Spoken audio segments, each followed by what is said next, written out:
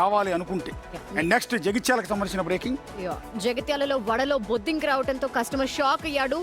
యావర్ రోడ్డులోని శ్రీనివాస్ థియేటర్ ఎదురుగా ఉన్న దోశ సెంటర్ లో ఘటన జరిగింది. ఓ వ్యక్తి దోశ వడ పార్సల్ తీసుకుని వెళ్లాడు. ఇంటికి వెళ్లి తింటున్నప్పుడు వడలో బొద్దింక కనిపించింది. దీంతో టిఫిన్ సెంటర్ యజమానిని ప్రశ్నించగా అతను దురుసుగా సమాధానం చెప్పాడని కస్టమర్ ఆరోపిస్తున్నారు. వర్షాకాలం ఇలాంటి పురుగులు వస్తాయని చాలా సింపుల్గా షాప్ యజమాని ఆన్సర్ చేశాడని అంటున్నారు. దీంతో ఫుడ్ సేఫ్టీ అధికారులకు బాధితులు కంప్లైంట్ ఇచ్చారు.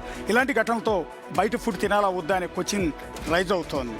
అయితే అసలు ఆ క్వశ్చనే అవసరం లేదు, తినొద్దని మనమే ఎన్నోసార్లు చెప్తున్నాం, అయినా కూడా బయటకు వెళ్తున్నారు, తింటున్నారు. అసలు అది బొద్దింకేనా? అది తెలుస్తుంది, అంటే మాడిపోయి అంటే డీప్ ఫ్రై చేస్తారు కదా మొత్తం. అంటే ఆ బొద్దింకే అయితే నాకు అర్థమైంది ఏంటంటే బహుశా ఆ హోటల్ యజమాని కూడా కాక్రోచ్ పార్టీకి సంబంధించిన వాడేమో. కాక్రోచ్ పార్టీ గురించి, జంతర్ మంతర్ గురించి, దేశాన్ని ఊపేస్తున్న ఇష్యూ గురించి విపరీతమయ్యేటప్పటికి ఆ కాక్రోచ్ని తీసుకొచ్చి వడలేసి అమ్మేస్తున్నాడేమో. కానీ ఎంత నిర్లక్ష్యంగా సమాధానాలు. తప్పు కదా అది. ఇంత దారుణం, జనాల ఆరోగ్యంతో ఆటలాడుకోవడం తప్ప ఏమన్నా ఉందా? సీరియస్ యాక్షన్ తీసుకోవాలి. పొరపాటున జరిగితే ఓకే, మనం దాన్ని కాదంటానికి వీల్లేదు. కానీ ఈ విధంగా కాక్రోచ్లు పోతే వడలో రావటం ఏందండి? అంటే వర్షాకాలం వస్తాయి తప్పేంటి అని అంటున్నారంటే, ఒకసారి ఆయన ఎట్లాంటి ఎన్వైరన్మెంట్ లో ఆ ఫుడ్, ఒకవేళ పొరపాటున ఆయన అన్నది కూడా కరెక్టే, వాతావరణం మారినప్పుడు ఏంటంటే రకరకాల పురుగులు ఇవన్నీ కూడా హోటల్స్ దగ్గర ఎక్కువగా వస్తుంటాయి.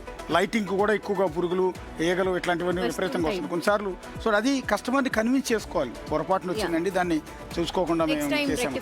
అంతేగాని కాక్రోచ్ వస్తే తప్పేంటి అంటే